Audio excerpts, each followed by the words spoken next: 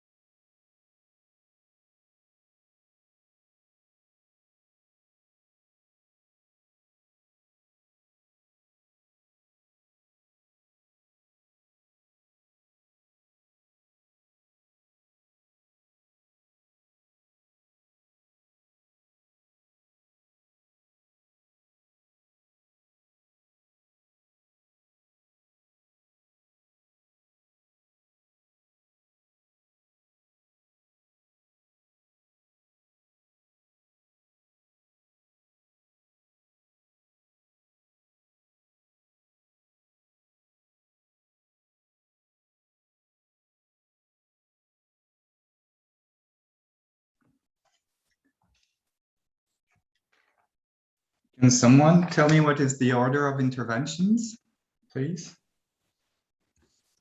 We're waiting because the actual organizers will be joining us in a couple of minutes. So this is people from Liudas Masilis' office.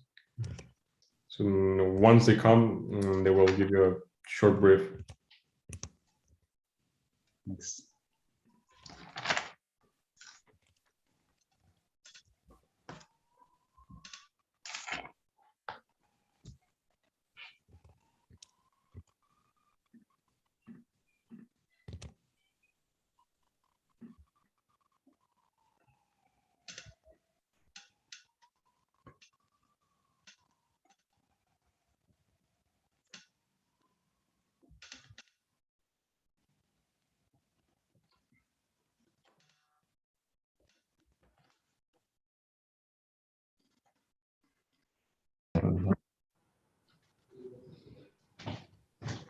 Dabar žiūrime, kas ten atėjo. Good afternoon, Mr. Masilis. Yeah. Hello. Excuse me, will there some other people from your team be joining us today? Yes, they will, I think.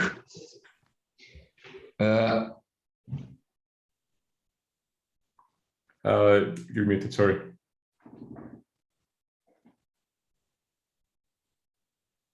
It's still muted. Wait. Yes, they will join us, yes, as observers, but not as panelists. Yes, very good. Mhm. Very good. We can start in 1 minute. If you're ready, I believe most of us are here. Participants might be joining in as well. And also, we are now live on YouTube on the streaming channel. Just in case, if somebody wishes to share that link for YouTube for your other audiences, you can have the link here on the chat. Yeah. Very well. I give you the floor, Mr. Masilis. Please go ahead. If you need anything from the technical side, from you or all the other panelists, please don't hesitate to ask me. Okay.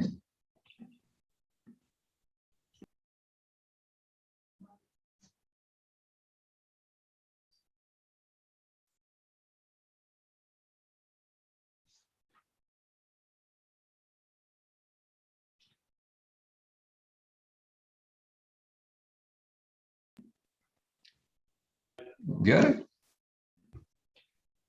Now it works. Yeah. So first of all, I would like to thank all the honorable panelists for sharing the important insights today. Dear guests, I thank you for being here and preparing interesting questions. Today we had two sessions. The first one was named a new EU deal for pollinators, and it had to underline the political priorities and actions helping to stop the negative trends in pollinator populations. Also, it aimed to discuss how the upcoming deal would operate from different governance levels. So the first one was about giving bees a chance. The second one was named Bee Political, a high-quality environment for pollinators, and it had to show how the authorization and management of pesticides is operating in Europe. Protection of pollinators is pursued through various European policies and different initiatives, set different levels of governance. Each party has its own view of what would be the best way to act, even though today we have heard many different sides of the same issue, finding solutions how to stop the decline of pollinators. At this moment, it seems that with the European Green Deal and all its flagships implementation, we have an amazing opportunity to do more.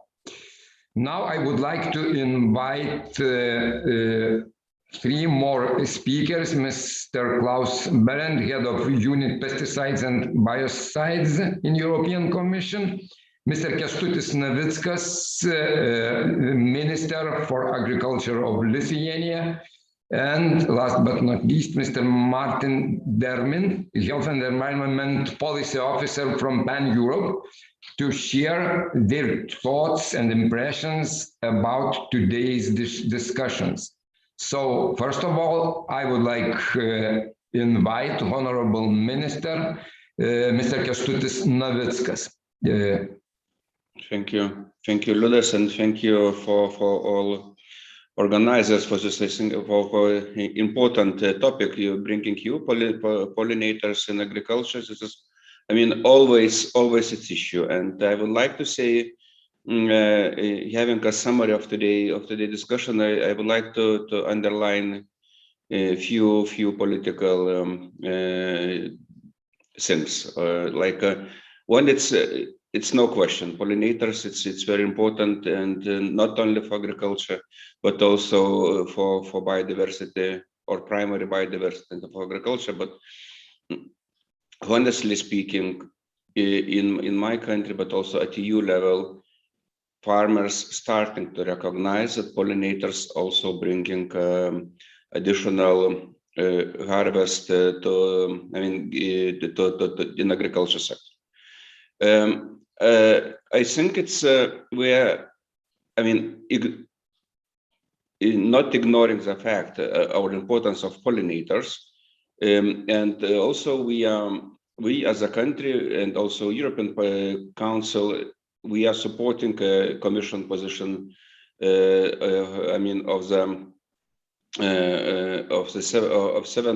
which target of 7%, which could be affected by agri-chemicals or insecticides.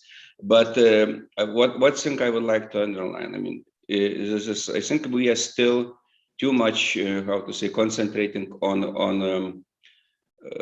house bees and forgetting indicators which European Commission agreed many years ago, like a bubble bees indicator, and this is actually less control, and it's horizontal indicator which we should not forget. Because why I'm saying this? Because I think it's we have instruments, and we can manage through these instruments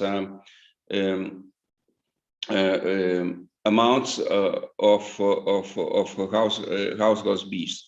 And if in case of mortgage, we can also take samples and prove that it was impacted by agriculture. And this is actually sector it works. And also we have not in Lithuania but also in all Europe, we have this information system that farmers are must inform beekeepers in advance in case they will using different pesticides. But But if we would like to look through the overall health, environmental quality, I think we should not forget poor environmental indicators, and that it's actually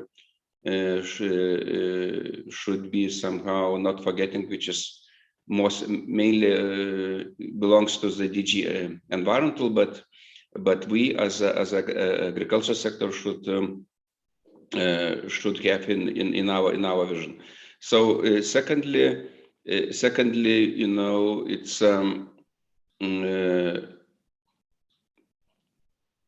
Green Deal and overall policy in the common agriculture policy. I think it's make already positive. It will make positive turns. I discussing with my stakeholders in my country. I think that it is attention from the agriculture sector understand importance of pollinators, and crop rotation, organic farming. These are the options which will let us to use more environmental friendly technologies in agriculture. And what I wanted to say is that maybe it's not so, how to say, it's very easy to find who is guilty and to beat to the death that okay, agriculture or some farmers they are guilty because of decreasing of pollinators in the European countries. But I think we should look in the big pictures and to be proud or promote the farmers and promote the agriculture practice, which is already without how to say new bans of new without a bans of new agriculture chemicals can run agriculture sector in a more environmental friendly way or in environmental friendly way, and that is actually what the EU Green Deal gives us an option. So in general, I think it's how to say, in summarizing, I would say that please do not forget overall indicators or horizontal indicators, and make these permanently measures and not to concentrate it on one or another chemical, because I think with the changes in agriculture in general, we will have better environmental health as well. So that would be my conclusions. What I would from today's, and thank you once again, Liudas, for bringing us together. Thank you, Kęstutis. Now I would like to invite Mr. Klaus Berend. The floor is yours, Mr. Berend. Yes, good afternoon, and thank you very much for the floor. I mean, in the second panel this afternoon, after the opening remarks by Commissioner Kyriakides, I presented the ongoing work for the review of the EFSA-B guidance document from 2013. And we heard then contributions from honorable members of the parliament who underlined primarily that it's not just about honeybees, but also about the wild bees and bumblebees, and that ambitious targets protection targets need to be fixed for all of them. And also pointing to the fact that we should not only look at the EU, but also beyond the EU and what's happening at global level and what we can do about that. EFSA explained a bit the modeling behind the ongoing work. And after some hesitation, some representatives of the member states also explained their views. Those speaking, supporting again the specific protection goal for honeybees that has been supported by the majority of ministers in the Agri-Fish Council in June, and also explaining why, in particular, that is based on more available scientific information today compared to what was in the EFSA guidance document 2013. Then several member states explained also what they are doing and how they are consulting stakeholders to identify priorities for protecting pollinators and which measures have been put in place. And our moderator also asked specifically those with experience whether the levies and taxes on pesticide sales had a measurable impact, to which the answer, however, was that there wasn't enough information available, or the persons in our session were not the ones who had the full knowledge about this. Overall, my impression was that, this exchange that was meant to be for the first time really directly between members of the parliament and representatives of the member states was an interesting experiment. Maybe it can become more lively if it were to be repeated in the future. But I think it has also shown that we all the member states, the parliament and the commission share the ambition to improve the way and the methodologies for assessing impacts of pesticides on bees and other pollinators and improve them compared to the situation today. While we, of course, should not forget, and I say that primarily from the perspective of the Commission, that the current level of protection and the current status quo on how to do this is not the EFSA 2013 guidance document, which has not been accepted by the majority of member states, but a document from 2002. So improvement, yes, and as far as that is possible and acceptable for all, because in the end, member states and parliament will have to give their blessing to whatever we are going to propose. Thank you. Thank you. Now I would like to invite Mr. Martin Dermin to say the word. So please.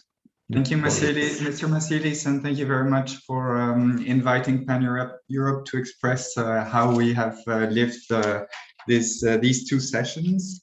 I think the first session is gives a very good picture of what's happening at political level. It's very nice to see that there are initiatives at local, regional, national, and EU level to improve the status of pollinators, and I think it's very good. Politicians now, for them, it's very clear we need to improve the protection of our pollinators, but not only pollinators, and it's very good to see that it's more broad than that, and also all insects are in general or should be better protected. So it's nice to see that everybody agrees. But then when you look at a little bit behind all these messages and look at what's happening, and I think the intervention of the representative of the European Court of Auditors was very good, because it clearly shows, okay, we have these objectives, but so many rules are not properly implemented, so there are so many contradictions to these objectives in EU or national legislations. And this is, in our view, one main issue, is that everybody says we need to protect pollinators, but then when you discuss about modifying the rules so that the fundamental causes of pollinator decline, which are not numerous, and contrary to what was said earlier today, it's not so complex.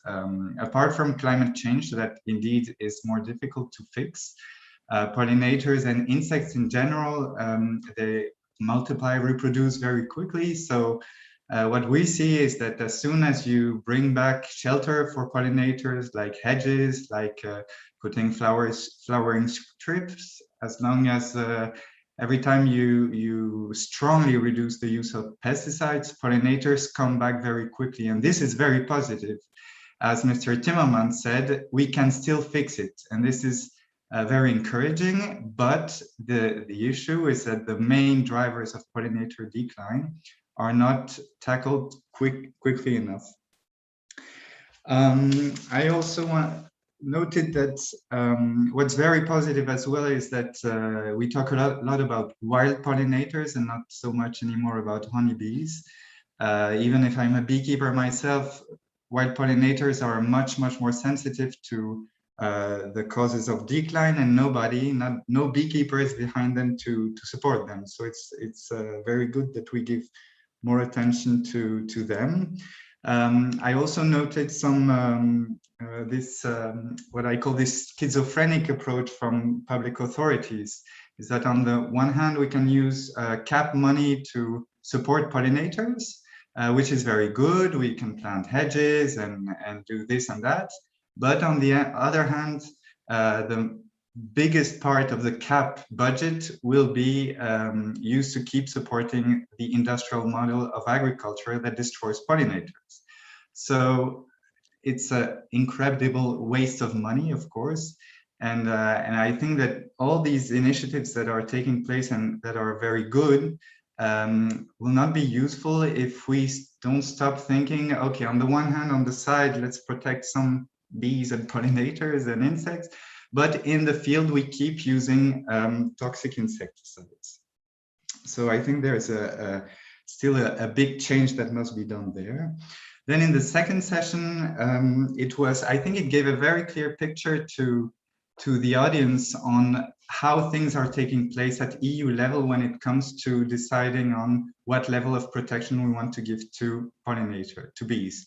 First, the MEPs say we want a high level of protection. When you ask the general public says, yes, we want to protect bees, save bees, and so on. We want flowers and butterflies. And then the European Commission, Klaus says, yeah, but we have to be pragmatic. Don't ask too much. Be happy with the 10% compromise we have, even if we don't really know what it means in the field. We have to be happy.